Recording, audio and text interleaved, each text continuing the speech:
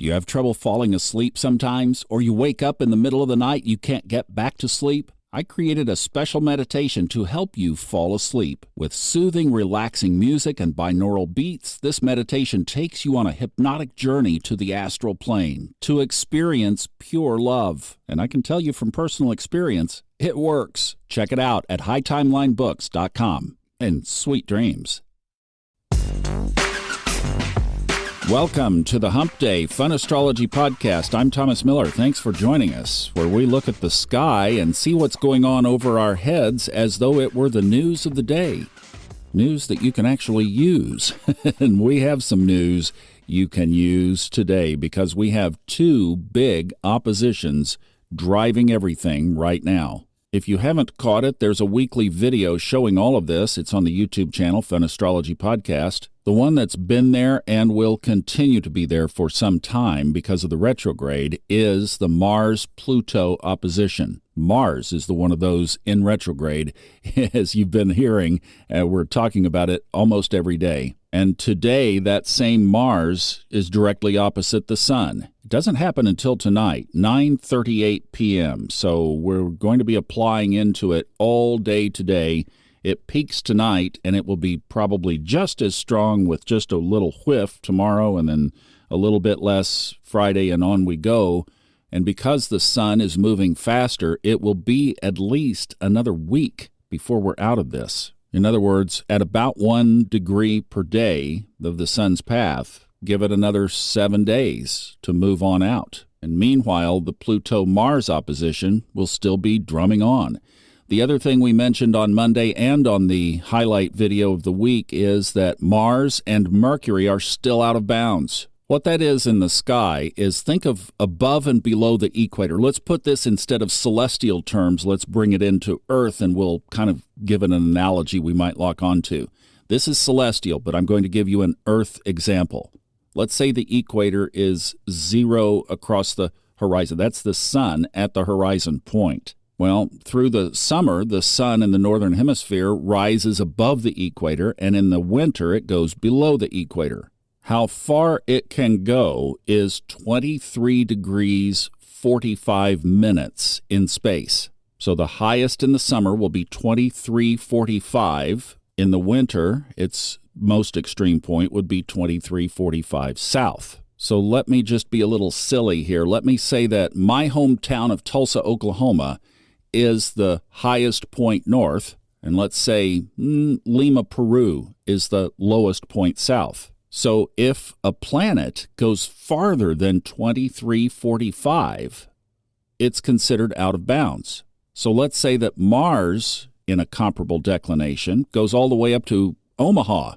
That's way above Tulsa. That's way out of bounds. And that's what we have now. Mars is at 25 degrees, now 6 minutes north. So from 23:45 to 25:06, that's how much Mars is out of bounds. Mercury is actually barely out of bounds. It is at 23 degrees 46 minutes south. Just 1 minute in the sky, barely, but it is out of bounds. And just like when your kids play out of bounds, it's like, don't go over to the neighbor's house. Where do you find your kids? At the neighbor's house. That's out of bounds. Ski area puts up boundary ropes. What do people do? They ski under them. Look at every ski area and look past the out-of-bounds ropes and you see tracks.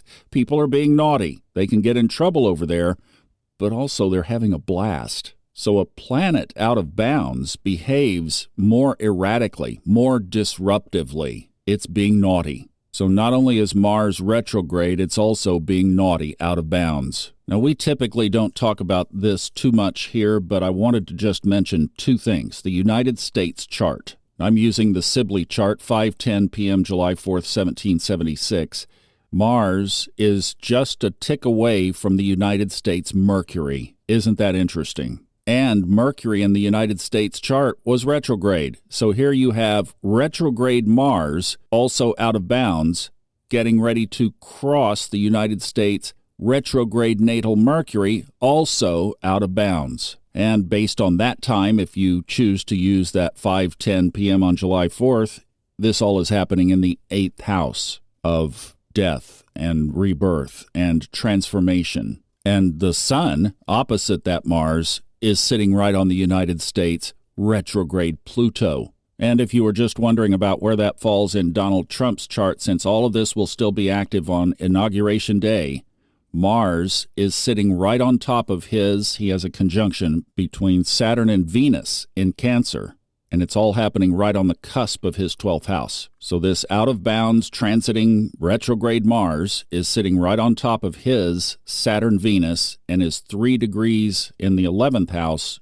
just outside of his 12th house. If you catch us on the Old Soul, New Soul Astrology podcast with Robert, we talk about the 8th and the 12th quite a bit. They are 2/3 of a triad between the 8th, 12th, and 4th house. And obviously they represent a lot of change and transformation. There still is karma coming for the United States of America, according to the sky. Well, that's the big picture. That's the overview. That's the political front, which we, like I said, we don't do too much here, but it's worth taking a look at because of Monday. What do you and I do with this? Same thing, if I were advising the Trump campaign, I would say keep a low profile. I'd bring it indoors. Same thing here for us. Just keep it quiet as best we can. Remember, Mars is the god of war. Ray Merriman says this, and he said it again this past weekend on Saturday in the Financial Report.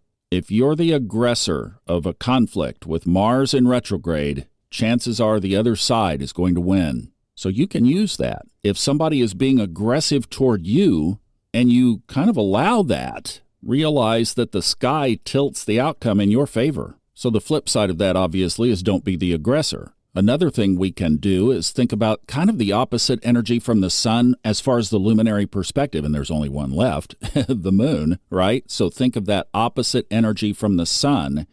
And tomorrow and Friday, Kristin and Elisa are going to be talking about the moon in Virgo. And not only that, but when the moon leaves Virgo, the last aspect before its void of course on Saturday is a trine, so it's favorable. So the next several days are favorable from a lunar perspective. In Virgo, an earth sign of groundedness and stability, meticulousness. So in other words, you don't have to overreact to whatever Mars might be throwing. Use the moon. We'll get some great tips on that over the next couple of days, and very timely that those are being given on Thursday and Friday, because we could be in the backwash of this. And you first look, am I the aggressor or the one being aggressed upon? Is that a word? Aggressed? Aggressed upon. You know what I'm talking about. Am I the bully or am I the punching bag? Be the punching bag in this case, and you'll win. Then look up some Virgoan characteristics and see what resonates for you. Find Virgo in your natal chart. What planets are there? Because that will also give you extra strength. And what aspects are they making? Case in point, I have Pluto in Virgo, and it's almost in a direct sextile to my Mars-Centune, Mars, Sun, and Neptune. I'm flipping it to transformation. That's a keyword. That's a buzzword. We think of Pluto that way, but let's go even further. Transformation of what? How about the subconscious? Now we're talking about subconscious reprogramming. Another thing that Pluto rules is other people's money and things like inheritances, taxes, real estate. I think you could even slip, perhaps, this one's marginal, a lottery ticket in there. So if you were of that nature and you're listening to Kristin's Lucky Stars Club and you know that we have a good weekend this weekend, you might do something around that as well. Who knows, Mars might flip script and come join you on the positive side of something like that. You see what I'm saying? There's always a way to flip things to the positive. We just sometimes have to look for them a little deeper. So, don't be the aggressor, and things should be okay, would be the big lesson for the rest of the week. Kristin and Elisa back in. I'll see you on Saturday from Merriman. Have a great rest of the week. Bye-bye.